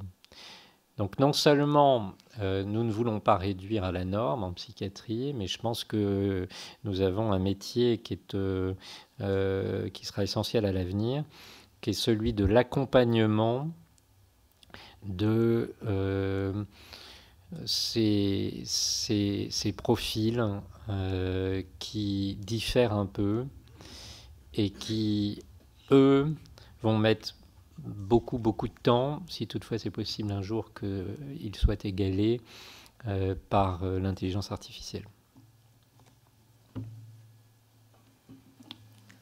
Oui, je vous en prie. Bonsoir. Quand on croise des gens que l'on dit maniaques, est-ce que il y a différentes catégories, et est-ce que ça rentre dans des gens normaux ou si c'est voilà? Alors, dans le vocabulaire de la psychiatrie, le problème, c'est qu'il y a toujours des faux amis. Et donc, les mots sont utilisés dans le grand public et dans les médias de façon différente. Le mot schizophrène utilisé, ou le mot autiste, ou le mot bipolaire de façon différente du sens qu'on lui donne. Et le mot maniaque est un exemple un peu extrême parce que dans le vocabulaire commun, il désigne une façon d'être hyper attentif, hyper strict sur une question précise, maniaque de l'ordre par exemple, alors que pour nous, en psychiatrie, il n'a pas du tout ce sens-là, comme j'ai expliqué tout à l'heure. La manie, être donc maniaque, c'est l'inverse de la dépression. Quand vous êtes déprimé, vous êtes triste, vous ne prenez plus de plaisir à rien, vous êtes ralenti, vous ne dormez plus, vous êtes fatigué, vous avez des idées suicidaires. Eh bien, en décalque, à l'inverse, quand vous êtes maniaque, vous n'êtes pas triste, vous êtes plutôt euphorique, vous avez plutôt un excès de plaisir et d'envie des choses, vous n'êtes pas ralenti, vous êtes accéléré, vous avez éventuellement un sommeil entamé, mais vous n'êtes pas du tout fatigué, vous débordez d'énergie, et au lieu d'avoir des idées suicidaires, vous avez plutôt des idées de grandeur. Vous êtes plutôt du côté de la mégalomanie. Donc, et l'alternance entre les deux, manie et dépression, ce qu'on appelait autrefois psychose maniaco-dépressive, on n'utilise plus trop ce terme, on utilise maintenant celui de trouble bipolaire, mais c'est la bipolarité. Donc c'est un faux ami ou un mot qui n'a pas le même sens dans le vocabulaire courant et en psychiatrie. Donc je ne sais pas dans quel sens vous vouliez l'utiliser. D'une façon générale, quoi, parce que c'est vrai que des fois on emploie ce terme-là, au thé maniaque, et c'est vrai que les gens peuvent le prendre mal ou au contraire dire bah oui, je suis comme ça. En fait. Oui, alors c'est dans le sens d'une forme de rigidité sur un thème donné. Donc être maniaque de l'ordre, être maniaque de la propreté, être maniaque concernant l'argent, etc. Oui, bah alors chacun a son, enfin pas tout le monde, mais disons qu'un certain nombre de personnes ont leur sujet de prédilection et leur rigidité, leur point de crispation. Et ça, c'est bien difficile de dire quelle en est l'origine, quelle est la nature. Peut-être plus souvent éducative que biologique. Et puis parfois, ça les enquiquine, parfois pas du tout. On revient à la question de la norme. Hein. Est-ce que c'est, comme vous le dites, oui, bah, pourquoi pas être maniaque de l'ordre. Vous avez des exemples en tête parce que je vois des sourires quand on veut... Ah oui, oui, on connaît tous. Il y a une question là-haut. Merci. Bonsoir. Merci pour cette belle présentation. J'avais 2 questions. Est-ce que vous êtes déjà en cours d'études sur les jeunes, notamment, qui utilisent beaucoup les réseaux sociaux, et du coup, est-ce que ça a un impact sur leur créativité et ou leur folie, puisque ça biaise quand même beaucoup leur cerveau, quoi. Enfin, le fait d'avoir des écrans régulièrement, et puis on leur transmet des informations inconsciente, quoi, enfin, l'utilisation des réseaux sociaux. Et par ailleurs, une autre question, là, c'est plus pour les entreprises, où vous parliez de Normal Sup, où il y avait des gens plutôt qui n'étaient pas normaux. Dans l'entreprise, on a plutôt tendance à vouloir vraiment normaliser, hein, donc on essaye d'aller chercher des clowns pour remplacer d'autres personnes, pour éviter justement que ça désorganise l'entreprise. Et du coup, est-ce que vous pensez que on sera obligé, enfin les entreprises vont être obligées quand même d'aller chercher du talent autre que ce qu'ils ont déjà pour justement permettre aux entreprises de grandir, quoi, oui. Hein, parce qu'aujourd'hui, on a un vrai sujet par rapport à ça, quoi. Oui. Alors oui, je pense que Merci. ça va être un enjeu. Moi, j'ai fait un plaidoyer pour mon métier de psychiatre, mais on pourra en faire un pour les DRH. En fait, je pense que tous les métiers d'accompagnement des êtres humains vont être des métiers qui vont résister au tsunami de l'automatisation et donc de l'essor de l'intelligence artificielle. En fait, c'est pas le sujet de ce soir, mais c'est un sujet qui m'intéresse. À partir du moment où ce qui est automatique peut être automatisé et est très bien fait par une machine, il va falloir cultiver chez les êtres humains autre chose. Jusqu'à présent, on a vu ça dans l'industrie, en fait. On a vu les êtres humains, ouvriers, remplacés par des machines qui faisaient la même chose que l'être humain qui serrait des boulons, parce qu'une machine faisait la même chose que lui, voire mieux, ou en tout cas à un moindre coût. Donc on a déjà vu cet effet de l'industrialisation. On va connaître exactement la même chose dans tous les secteurs de la vie économique. C'est vraiment frappant, hein. Je pense qu'on ne mesure pas bien la révolution que c'est et par exemple la générativité telle qu'elle est représentée aujourd'hui par des offres telles que ChatGPT, c'est quelque chose qui peut réellement produire des textes qui vont faire que toutes sortes de métiers ne seront plus utiles parce que toute cette, je ne sais pas, prenons un exemple de cabinet d'avocats, ces grands cabinets internationaux pour lesquels il y a une horde de collaborateurs qui pondent des contrats qui sont relus par les associés, si toutefois ils les relisent vraiment. Mais en fait, il n'y aura pas besoin en fait, de ces collaborateurs pour pondre ces contrats. Mais vraiment pas besoin. Donc vous voyez bien que tout ce qui... C'est l'inverse du raisonnement actuel, hein, c'est-à-dire que vous dites que dans l'entreprise, il faut les personnes qui se substituent les uns aux autres, de sorte qu'on ne soit pas dépendant d'une personne. Mais en fait, si vous êtes substituable, eh bien vous êtes remplaçable pas seulement par une autre personne, mais par une machine. Et donc le seul espoir pour les êtres humains, c'est dans des facultés qui ne sont pas celles des machines. Donc ça, c'est pour l'entreprise. Alors, je ne sais pas à quelle vitesse ça va se faire, mais en tout cas, le chamboulement sociétal, on ne mesure pas à quel point il va être majeur et on se trompe, à mon avis, de cheval de bataille sur beaucoup de sujets, politiques notamment, en ne voyant pas que, par exemple, sur le marché du travail, ça va être absolument terrible. Maintenant, sur la question des jeunes, je pense qu'il faut être assez pragmatique et voir ce qu'il y a de positif et voir ce qu'il y a de négatif en fait dans l'utilisation des outils connectés. Il y a des choses très positives et des choses inquiétantes. Si on s'intéresse à la question de la créativité plus spécifiquement, ce qu'on peut dire, c'est qu'il y a une vraie créativité dans l'utilisation de ces outils connectés, et c'est impressionnant, hein. Alors, on a beaucoup parlé des digital natives, et c'est vrai que c'est impressionnant de voir un enfant, mes filles, manipuler des logiciels avec une aisance dont on ne comprend pas très bien d'où elle vient, et une vraie créativité. Et donc, il y a vraiment quelque chose qui enrichit la créativité, et il faut voir vraiment ce que ça peut apporter. Et il y a quelque chose qui fait défaut, et vraiment qui interroge beaucoup, c'est la capacité à maintenir dans le temps une action. Et c'est vrai que le principe même de tous ces outils, c'est la distraction, c'est-à-dire que si on n'est pas en permanence capté par quelque chose, on lâche, on se désengage.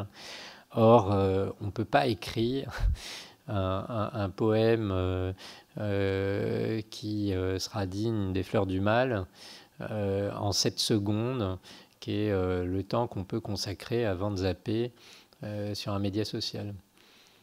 Donc là, il va y avoir une vraie question qui est celle du temps qu'il faut pour faire œuvre, pour concrétiser. Donc je pense qu'il y a un enrichissement des capacités de création par ces outils, et en même temps qu'il y a un appauvrissement d'un facteur essentiel, qui est le facteur temps, c'est-à-dire la capacité à l'inscrire dans le temps. Donc la question étant, comment on fait pour garder les avantages sans être pris au piège de ce truc qui fait que sinon c'est juste une succession de choses qui peuvent être des trouvailles en fait, hein, qui peuvent être très réussies, mais qui ne feront pas œuvre. Parce que pour faire œuvre, il faut de la persévérance. Voilà ce que je peux vous dire. Par ailleurs, on pourrait parler de la santé mentale, donc pas la question de la créativité, la santé mentale. Alors il y a maintenant beaucoup de choses pour montrer que les ressorts des médias sociaux sont des ressorts qui sont tout à fait similaires à ceux des conduites addictives. Et on s'est assez bien identifié maintenant que ne serait-ce qu'un like, par exemple, active les mêmes circuits que une substance addictive, dont le sucre. Et que ce circuit de récompense en permanence activé crée d'une part une addiction, c'est-à-dire qu'on devient dépendant à ça, et on voit bien que quand on en prive la personne, elle est en manque, donc il y a vraiment toute la clinique de l'addiction. Et d'autre part, comme toujours avec les addictions, tend à remplacer tout autre investissement, y compris simplement le fait de se parler, avec des changements quand même dans les modalités de communication qui sont assez étonnants. Hein.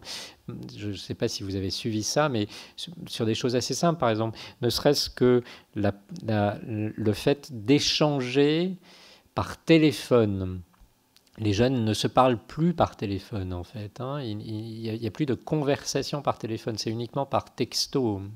Et même, ils vivent mal, hein. C'est d'un point de vue subjectif, pas tous, hein, mais d'un point de vue subjectif, ce qui est rapporté le plus souvent, c'est que l'appel téléphonique est quelque chose d'intrusif. C'est-à-dire que la parole de l'autre est quelque chose cette interaction, cet aller-retour entre l'autre, la rencontre, en fait, c'est intrusif. Et en fait, les choses ne se font plus que par ces messages, ces messageries interposées, ces textos, que ce soit WhatsApp ou autre, ou des vocaux, ou des vocaux qu'on peut, voilà. Et on voit d'ailleurs même dans l'usage des téléphones dans la rue, hein, vous voyez ces personnes. Avant, les personnes au téléphone étaient en permanence au téléphone. Moi, psychiatre, je vois des patients qui ont des hallucinations. Les personnes qui ont des hallucinations ont des attitudes d'écoute et parfois parlent avec leur voix. Donc au début, quand les gens utilisaient les téléphones, surtout avec les oreillettes, on avait l'impression qu'ils étaient tous hallucinés comme nos patients. Maintenant, ils étaient avec des oreillettes en train de discuter. Mais en fait, on ne les voit plus en fait, dans la rue. Et on voit même des gens, généralement dans la rue, quand vous les voyez avec leur téléphone, c'est assez bizarre, ils le tiennent comme ça, en fait. Donc ils dictent un truc et puis ils l'écoutent comme ça. Ils ont l'air un peu bizarres parce qu'on se dit, mais ils ne savent pas comment ça se met. Vous voyez que ça a changé d'usage, en fait. Ça a complètement changé d'usage. Ça vous fait plein de patients hein, potentiels. Vous ne nous avez pas parlé du Covid. Pardon, excuse-moi. Oui, vous ne nous avez pas parlé du Covid. Et quand on parle effectivement de 20% de dépression, moi j'ai vu qu'il y avait 20% de dépression, ce qui m'a fait un peu stupéfait. Alors je sais que le médicament le plus consommé en France, c'est le Prozac. Mais bon, 20% de dépression, ça veut dire qu'on a plus de personnes depuis le Covid en dépression ou pas? Enfin, je ne sais pas quel est le... Oui, alors la prévalence de la dépression, elle a augmenté pendant le Covid. Et elle augmente un peu. Dans l'ensemble, je ne vous ai pas dit ça. Je vous ai dit la grande fréquence des troubles mentaux, mais je ne vous ai pas dit que c'est relativement constant. Ce qui d'ailleurs est un argument de plus pour dire que ça fait vraiment partie de l'être humain. C'est-à-dire que c'est relativement constant. Par exemple, c'est la même chose chez les Inuits et chez les fermiers de l'Arkansas. C'est 1% de la population générale qui souffre de schizophrénie. C'est à peu près la même chose chez les Inuits et chez les fermiers d'Arkansas. Donc c'est relativement constant sous les différentes latitudes, longitudes. C'est une caractéristique de l'être humain. Cela étant, il y a certains troubles qui augmentent et notamment augmentent légèrement. Alors c'est encore l'objet de débat, hein, et notamment la dépression. Alors, il y a toutes sortes d'hypothèses là-dessus qui vont d'explications sociétales à des explications très biologiques, y compris liées à la toxicité de l'environnement. Donc on n'a pas toutes les explications. Le Covid lui-même, deux choses à en dire. D'abord, le virus lui-même a un tropisme cérébral. C'est moins le cas avec les variants plus récents, mais vous vous souvenez avec les premiers variants, l'anosmie, donc la perte de l'odorat. L'odorat, c'est un sens qui correspond au fonctionnement du cerveau, donc on voit bien que ça avait un effet sur le cerveau. Et donc oui, le Covid a un effet sur le cerveau, ce qui pourrait rendre compte de ce tableau dont on ne connaît pas encore bien les limites, qu'on appelle Covid long, et qui est quand même notamment marqué par une fatigue ou une fatigabilité prolongée, c'est-à-dire un symptôme, l'asthénie, qui emprunte d'une certaine façon à la dépression. Donc le virus lui-même pourrait avoir des effets. Et puis par ailleurs, on sait que l'incertitude est une excellente façon, excusez-moi de le dire de cette façon, de faire déprimer une personne. Si on veut faire déprimer une souris, on va prendre exemple la souris, la meilleure façon de faire déprimer une souris, c'est de l'exposer au stress dans des conditions qu'elle ne peut pas prédire. C'est-à-dire si vous prenez une souris et que tous les jours à la même heure, vous venez la tirer par la queue, elle ne va pas déprimer. Elle vous en voudra, mais elle ne va pas déprimer. Par contre, si ce jour-là, vous penchez sa cage de 45%, ce jour-là, vous mettez de l'eau dans sa cage, ce jour-là, vous lui tirez la queue, à des heures tout à fait incongrues, vous allumez la lumière au moment où c'était censé être dans le noir, à des heures inattendues, et ben, au bout d'un moment, elle va déprimer, c'est-à-dire qu'elle va avoir des symptômes qui ressemblent à la dépression. Et donc, la meilleure façon de déprimer une souris, c'est qu'elle ne puisse pas prédire son environnement. Et c'est quand même ce qu'on a vécu tous collectivement avec la crise Covid, ne rien comprendre à ce qui se passait dans notre environnement. Donc ce n'est pas très étonnant que ça soit associé à une augmentation de l'incidence de la dépression. Alors je vous propose de prendre une dernière question et puis ensuite on poursuivra nos échanges puisqu'on a une séance de dédicace et puis autour d'un verre tous ensemble. Je vous en prie. Comment expliquer qu'un malade atteint de schizophrénie puisse être dans le déni de ses souffrances, de ces troubles, et vous disent c'est toi qui es folle. Comment expliquer ça? Alors, il y a plusieurs façons de l'expliquer, mais si je fais référence au petit trajet philosophique que nous avons fait, en fait, pour ainsi dire, c'est sa réalité. Elle n'est pas partagée par vous et par les autres, mais pour lui, les voix qu'il entend, elles sont bien réelles, en fait. Les idées qu'il a, qu'on va qualifier de délirantes, eh bien, elles correspondent bien à une réalité pour lui. Il pense vraiment que cette croyance-là, selon laquelle il y aurait un complot dont il serait victime, c'est bien une réalité.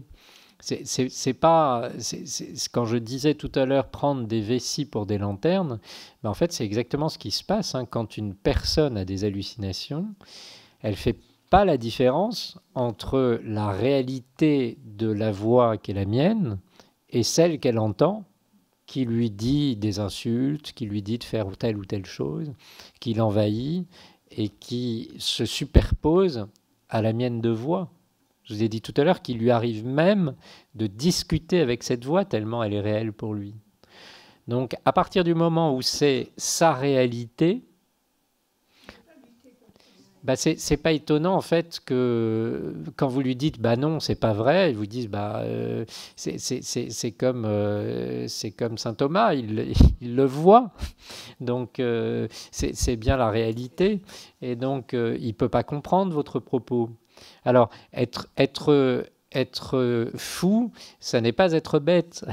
Donc évidemment, il va finir par se dire quand même, quand je parle de mes idées délirantes, on me garde à l'hôpital, donc il va apprendre à les mettre sous le tapis, éviter d'en parler, etc. Et nous, notre métier, évidemment, de psychiatre, c'est de pas se laisser tromper, si je puis dire, et de voir que c'est toujours actif et de savoir évaluer les choses.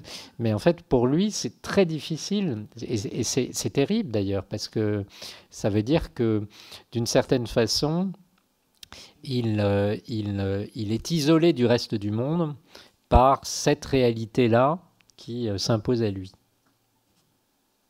Et c'est une façon de dire que c'est terrible, vraiment, la schizophrénie, c'est terrible, c'est une maladie terrible. Alors maintenant, il y a plein de traitements, et dans certains cas, on soigne très bien la schizophrénie. Et en même temps que c'est terrible, je redis ce que j'ai dit tout à l'heure, c'est aussi fascinant parce que, au fond, ça correspond vraiment à ce que sont les êtres humains. Je crois que c'est un propos que je voudrais que vous entendiez, hein, c'est que on se dit toujours que l'aliénation, c'est-à-dire quelque chose qui serait ailleurs, en dehors, alien, eh bien, non, c'est vraiment au cœur de l'humanité. C'est vraiment au cœur de l'humanité. On va terminer ensemble sur cette phrase. Je veux vraiment qu'on vous applaudisse encore une fois.